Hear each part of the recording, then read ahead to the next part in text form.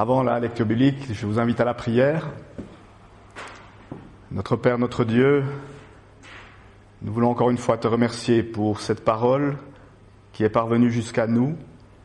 Et en cet instant, par ton esprit, nous aimerions pouvoir la comprendre dans notre temps, en 2021, afin que ce miracle se renouvelle de la compréhension et que nous puissions recevoir une parole pour aujourd'hui. Amen. Je lis dans le chapitre 40 du prophète Ésaïe: « Redonnez de l'espoir à mon peuple, oui, redonnez-lui de l'espoir, dit votre Dieu. Rendez courage à Jérusalem, criez-lui qu'elle en a fini avec les travaux forcés et qu'elle a purgé sa peine.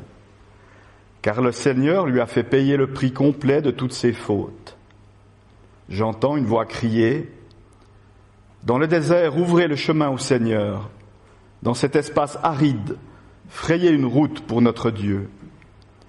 Qu'on relève le niveau des vallées, qu'on abaisse montagnes et collines, qu'on change les reliefs en plaine et les hauteurs en larges vallées. La glorieuse présence du Seigneur va être dévoilée et tout le monde le verra. Tel est l'ordre du Seigneur. »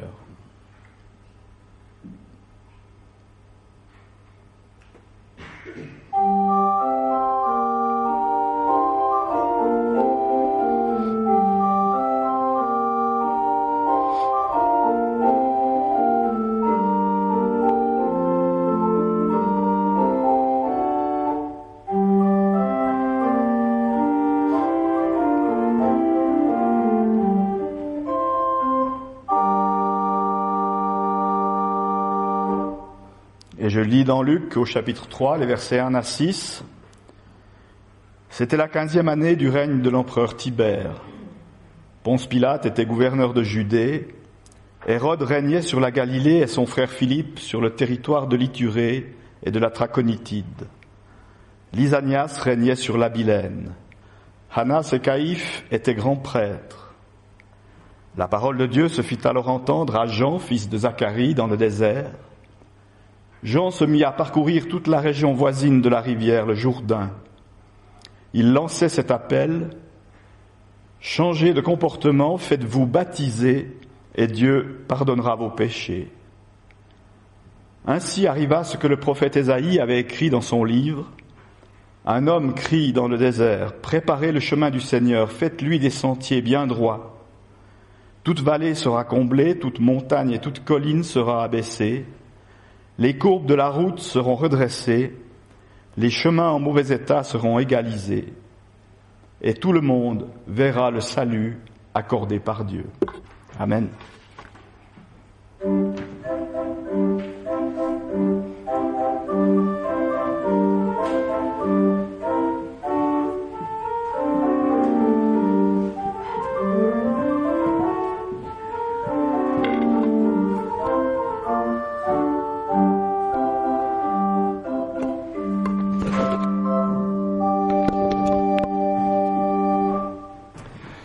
Ce texte qui nous est proposé en ce deuxième dimanche de l'Avent nous parle d'un réseau fondamental et mystérieux.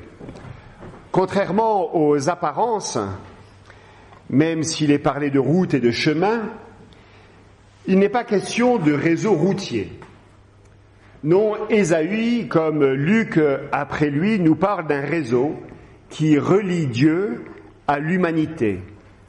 Il parle de l'existence d'un lien indéfectible qui nous unit à lui. Alors bien sûr, pour l'instant, tout semble encombré, trop d'obstacles parasitent la communication. Mais Jean-Baptiste le sait, il le croit, un jour, bientôt, très bientôt, tout le monde verra le salut accordé par Dieu. Tout le monde comprendra la nature du lien qui unit l'humanité à Dieu. Alors ce matin, je voudrais vous parler de réseaux. Il en existe de toutes sortes. Nous participons consciemment ou inconsciemment à beaucoup d'entre eux. Il y a les réseaux construits par le génie humain, comme le réseau global, qui est ce flux d'informations et de communications qui circule sur toute la surface de la Terre, sous terre et même dans le ciel. Et puis, il y a des réseaux naturels, superbes de complexité et d'efficacité. Et je pense par exemple à ce qui se passe dans les forêts, à la communication entre les arbres. Il y a 15 ans, nous ne savions presque rien.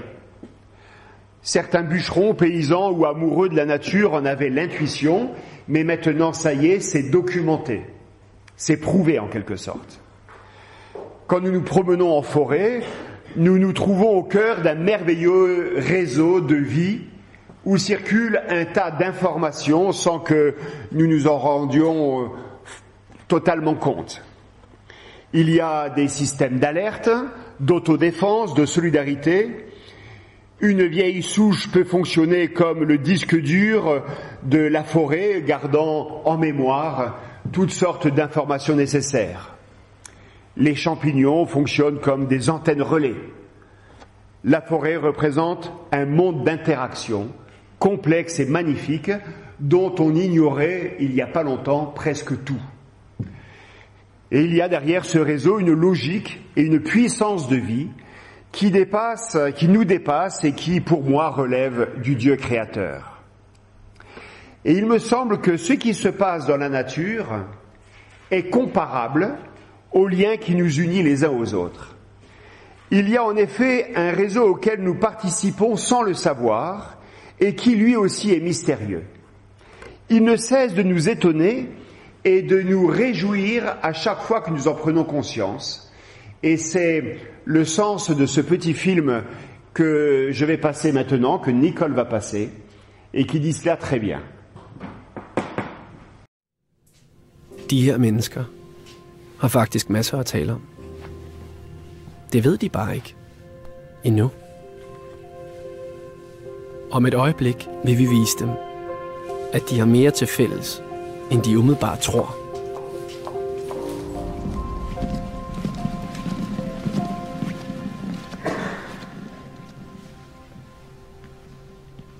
Hej alle sammen. Tak fordi I er kommet. Thomas, vil du stille dig der? Og Aske?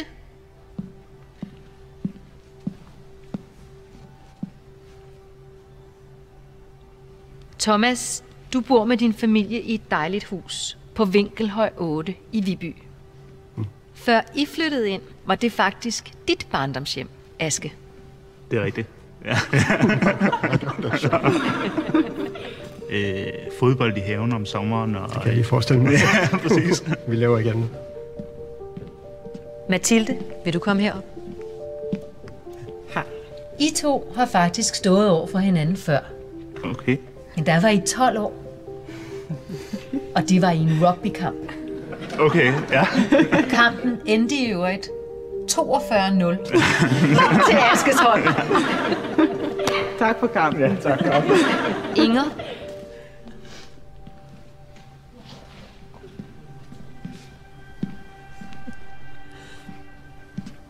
Mathilde, den nat, du kom til verden for 27 år siden på Christiania, var Inger det første menneske, du så. Var du min jordmor? Nå. Det var for fint. Kan du huske det? Anna, i 2012 er din mand ude at løbe en tur. Pludselig falder han om med hjertestop. Ja. Heldigvis er der en, der reagerer hurtigt og redder ham. Knud, vil du komme herop? Tak.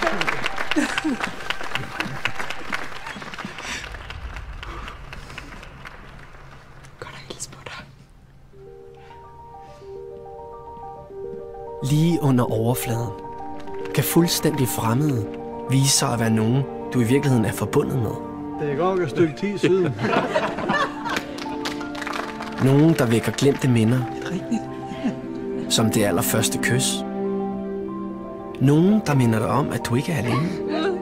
Men at der er andre, der også har en bulldog, der hedder Preben.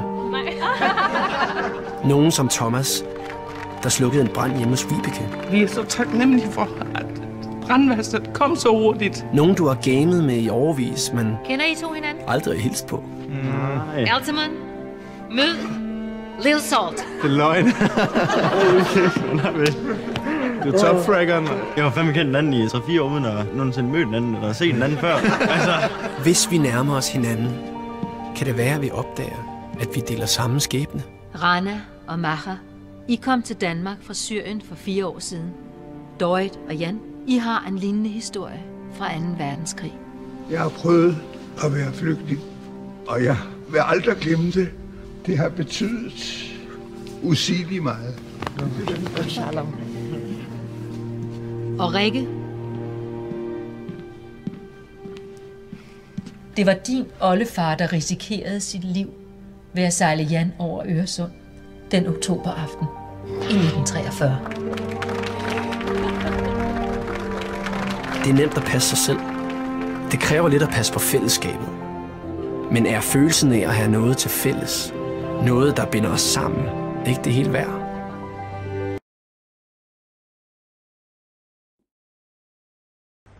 J'ai toujours été intrigué par ce passage de la Bible qui dit « N'oubliez pas l'hospitalité, car en l'exerçant, quelques-uns ont logé des anges sans le savoir. » Et je suis sûr que nous avons été visités par un nombre incalculable d'anges dans notre vie et que nous avons été, pour d'autres, des envoyés de Dieu, comme dans ce petit film. Les biologistes sont capables de dessiner les sentiers biologiques des forêts. Ce fameux réseau mycorhizien fait de racines et de champignons. Ils parlent alors de Wood Wide Web, et si nous faisions la même chose pour les interactions entre les humains, ce serait, je pense, vraiment étonnant. Si nous arrivions à faire une cartographie de ces rencontres qui ont impacté notre vie ou qui nous ont apporté un souffle nouveau, eh bien il y aurait des parents, des amis, mais aussi des personnes dont on a oublié le nom. Et peut-être qu'à notre plus grand étonnement, eh bien, il y aurait aussi notre visage sur la carte de vie de personnes que nous avons, nous aussi, perdues de vue. Et je pense que ce que l'on appelle la providence, la main de Dieu, n'est pas pour rien dans ce réseau mystérieux qui nous unit les uns aux autres.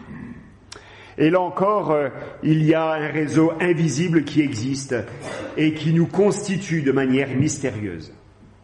Alors oui, ce matin, je voudrais vous parler de réseaux de communication. Et il me semble que Luc en fait mention de multiples manières. Tout d'abord, j'aime ce texte de Luc qui commence en citant les grands de ce monde.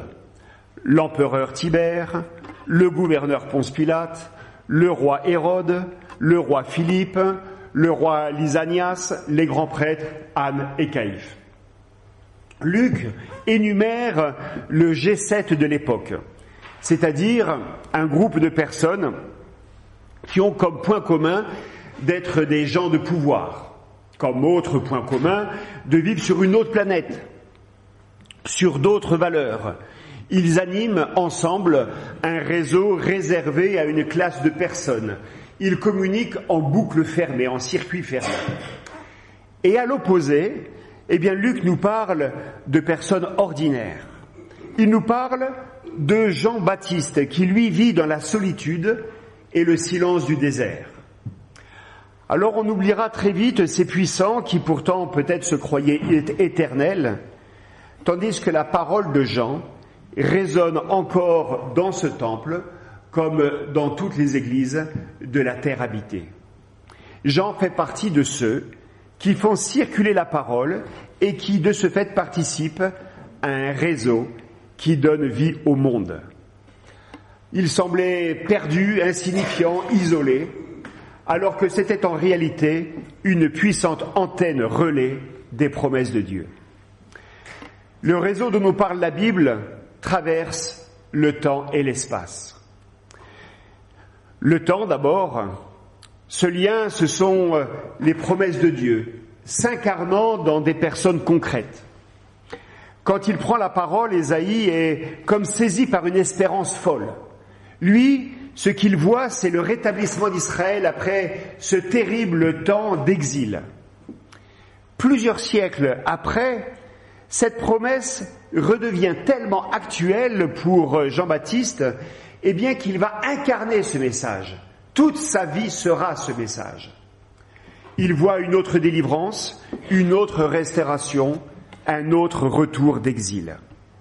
Et puis, à chaque génération, pour chacun d'entre nous, eh bien, cette promesse peut résonner différemment et donner un nouvel élan à notre existence. C'est cela le réseau que dessine l'espérance à travers l'histoire. Entre le vieux tronc d'Isaïe et les rejetons en fleurs d'aujourd'hui, eh bien, il y a la promesse de Dieu qui passe à travers toutes les existences.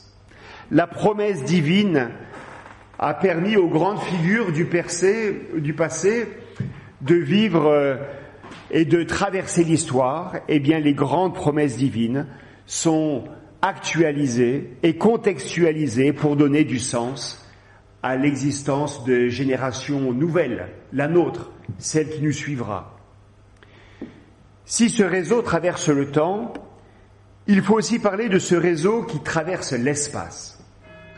Et de fait, le bouche à oreille, la parole passant de témoin en témoin crée une vraie communauté.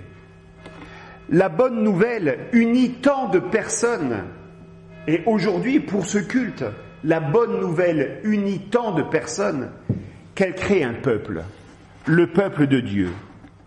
Cette parole crée une communion qui dépasse toutes les frontières politiques, culturelles et économiques. Et nous sommes unis les uns aux autres par une dynamique, aux contours pas très clairs et aux limites incertaines. Eh bien, cette dynamique relie les croyants de toute la terre. Et l'apôtre Paul, qui en avait conscience, eh bien, lui a parlé d'un corps vivant, sensible et solidaire, et ailleurs de communion des saints. Mais Luc évoque encore une troisième dimension. Et je voudrais vous rappeler ce passage: préparer les chemins, dégager les routes, libérer les passages. Et du coup, je me dis qu'il existe un chemin, non pas physique, mais spirituel, qui nous relie à Dieu lui-même. Ce chemin spirituel, jusque-là rendu impossible, semble de nouveau praticable. En tout cas, c'est le sens de cette promesse. Tout le monde verra le salut accordé par Dieu. Et de fait, je crois que tout être humain porte en lui le sceau de son Créateur.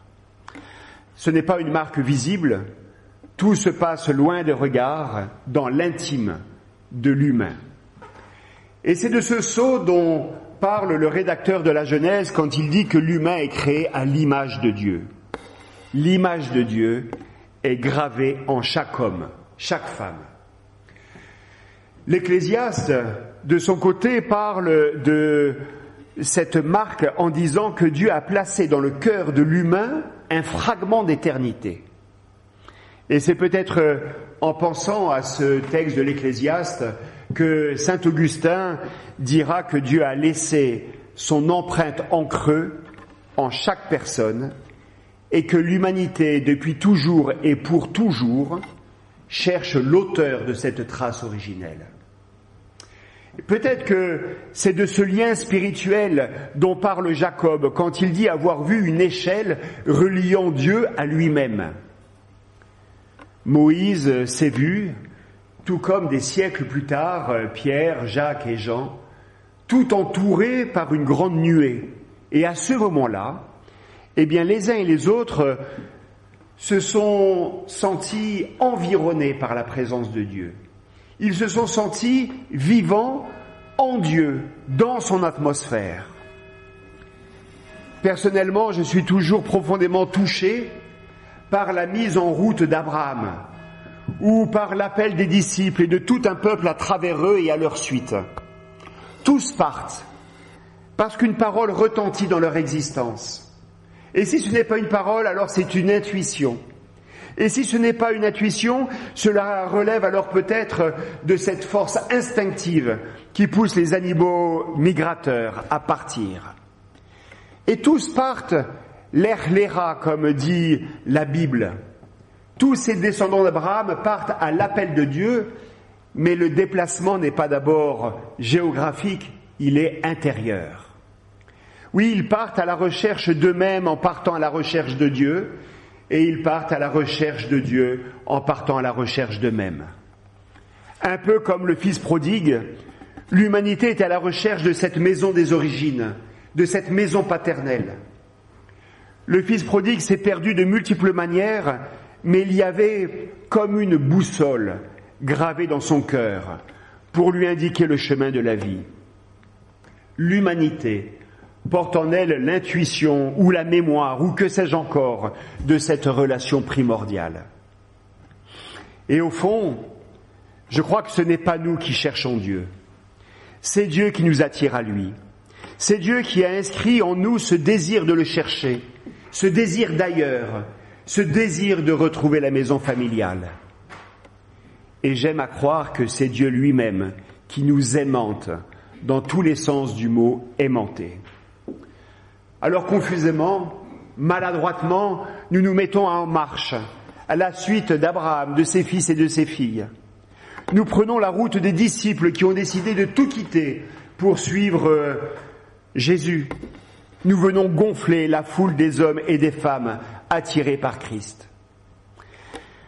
Et peut-être que nous nous arrêtons au premier désert, au premier deuil, au premier découragement.